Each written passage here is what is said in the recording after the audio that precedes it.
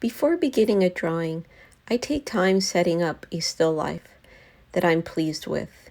For this drawing, I set up a simple elliptical form, the picture, and a simple fruit, the pear. I also considered the generic local value of each of the objects.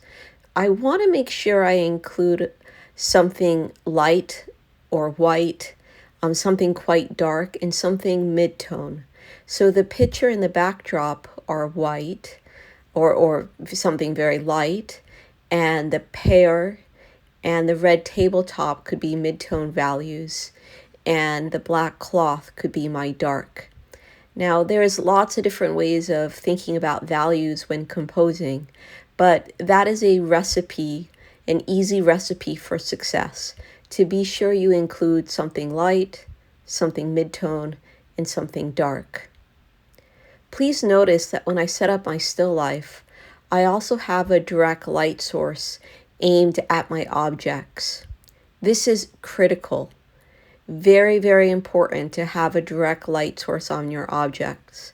You will not be able to do a successful drawing without having a direct light source.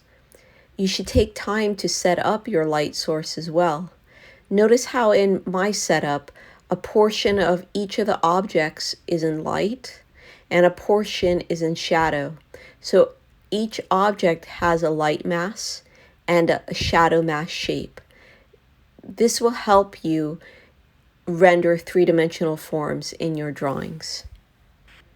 Once you have a setup that you're happy with, go ahead and draw an 8x10 rectangle.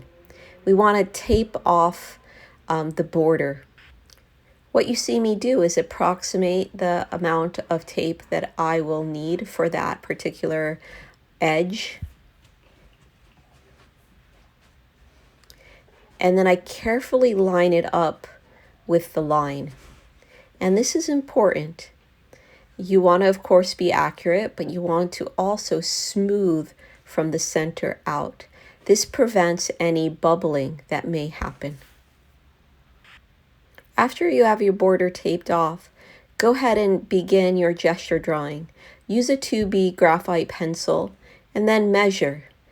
Don't forget to measure. Measuring is going to be a critical part of your drawing process.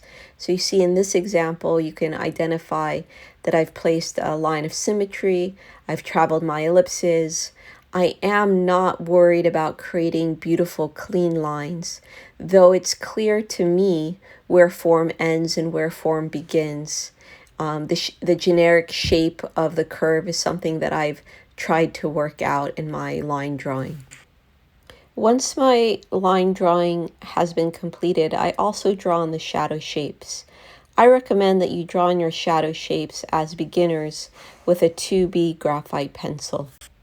Look at the shadow shapes before I begin applying the vine charcoal.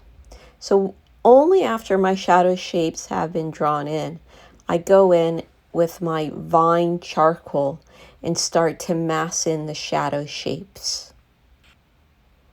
Please take special note in how I apply the vine charcoal. I try to keep my marks fairly close together. I have little to no pressure in my hand, and I'm really just trying to express shadow. I'm not trying to say this is darker than that. I'm only trying to express it's in shadow or it's in light mass. So that's this very first layer. It's an expression of light versus shadow.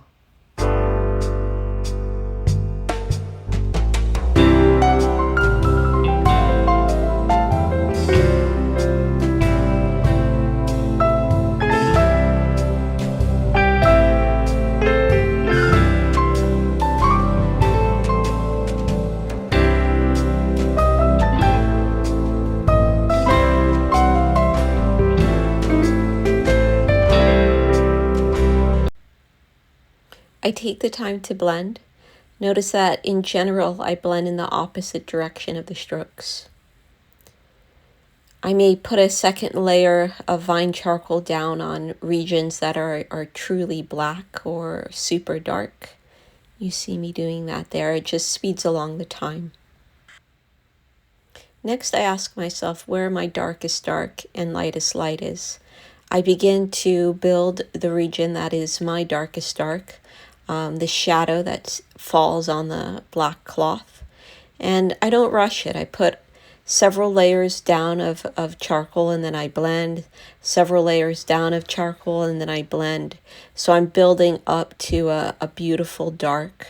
Once I get it pretty dark, I start working on the surrounding areas, trying to approximate the value. Now, this doesn't mean I can or won't go back in to make changes or shifts, but I'm just trying to work on the region either around my darkest dark or my lightest light, getting a generic value for those areas. As you develop your drawing, you want to think about developing areas, not objects or parts. What do I mean by that? Well, I don't say to myself, I'm going to work on that black cloth. After I finish the black cloth, I'll work on the pear. And after I'm done working on the pear, I think I'll work on the white cloth. So I don't say that. Those would all be poor strategies. Instead, what I do is I focus in on finishing an area around the darkest dark. So that means, how does the darkest dark relate to the shadow of the picture? How does the darkest dark relate to the light mass of the pear? I try to get these to be relatively correct. I like to think that I'm finishing these areas to maybe an 80 to 96% finish, with the idea that I would eventually go back and tweak them later on, but that I'm getting really close to nailing the values around my darkest dark. One of the functions of the darkest dark and lightest light is to help us gauge the appropriate value or the appropriate amount of gray in our drawings. So think about the darkest dark and the lightest light as a gauge. We're going to compare all other values to this. Strategically, it makes sense to work around the darkest dark or around the lightest light because we're going to be able to see and gauge values close to the darkest dark and lightest light easier than we would, say, a value on the other side of the paper. So do work around your darkest dark and lightest light.